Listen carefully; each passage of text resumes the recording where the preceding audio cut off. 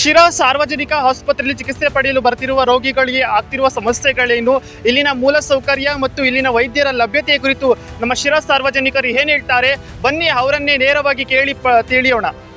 Sir ನಮಸ್ಕಾರ, ನಿಮ್ಮ ಹೆಸರು? ನಮ್ಮ ಹೆಸರು ಸ್ವಾಮಿ ಸರ್. ಎಲ್ಲಿಂದ ಬಂದಿದ್ದೀರಿ? ನಾವು ಹಿರಿಯೂರು ತಾಲೂಕು ಒಬಳಾಪುರ ತಾಂಡದಿಂದ ಬಂದಿದ್ದೀವಿ. ನಿಮ್ದೇ ಸಮಸ್ಯೆ?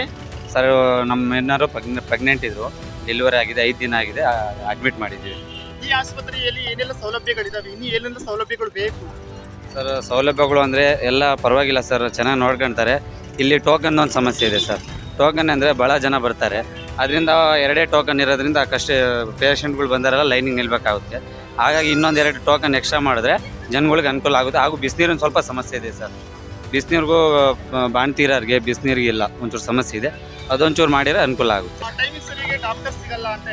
ಇಲ್ಲ ಸರ್, ಟೈಮಿಂಗ್ ಸರಿಯಾಗೆಲ್ಲ ಬರ್ತಾರೆ, ನರ್ಸ್ಗಳೆಲ್ಲ ಚೆನ್ನಾಗಿ ನೋಡ್ಕೊಳ್ತಾರೆ, ಆ ಥರ ಏನು ಸಮಸ್ಯೆ ಏನಿಲ್ಲ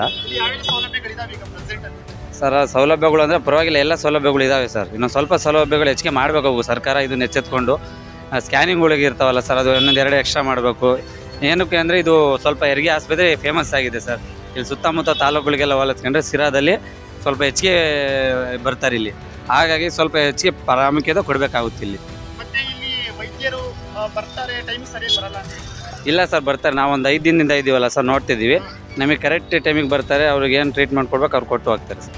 ಅದೇ ಸ್ವಲ್ಪ ಪಾರ್ಕಿಂಗಿದು ಸ್ವಲ್ಪ ಸಮಸ್ಯೆ ಇದೆ ಸರ್. ಇಲ್ಲಿ ಒಂದು ವ್ಯವಸ್ಥೆ ಪಾರ್ಕಿಂಗಿಗೆ ಮಾಡಿಕೊಡ್ಬೇಕು. ಗಾಡಿಗಳು ಅಂದರೆ ಈಗ ಆಂಬುಲೆನ್ಸ್ ಬಂದರೆ ಇಲ್ಲೆಲ್ಲೇ ಪಾರ್ಕಿಂಗ್ ಎಲ್ಲ ನಿಂತ್ಕೊಳ್ತವೆ, ಅವಾಗ ಭಾಳ ಸಮಸ್ಯೆಗಳಾಗ್ತವೆ ಅವ್ರಿಗೆ. ಇದು ಜನರ ಧ್ವನಿ ಸಿರಾವಾಣಿ. ನಿರಂತರ ಸುದ್ದಿಗಾಗಿ ಲೈಕ್ ಮಾಡಿ, ಶೇರ್ ಮಾಡಿ, ಹಾಗೆ ಸಬ್ಸ್ಕ್ರೈಬ್ ಮಾಡಿ. ಧನ್ಯವಾದಗಳು.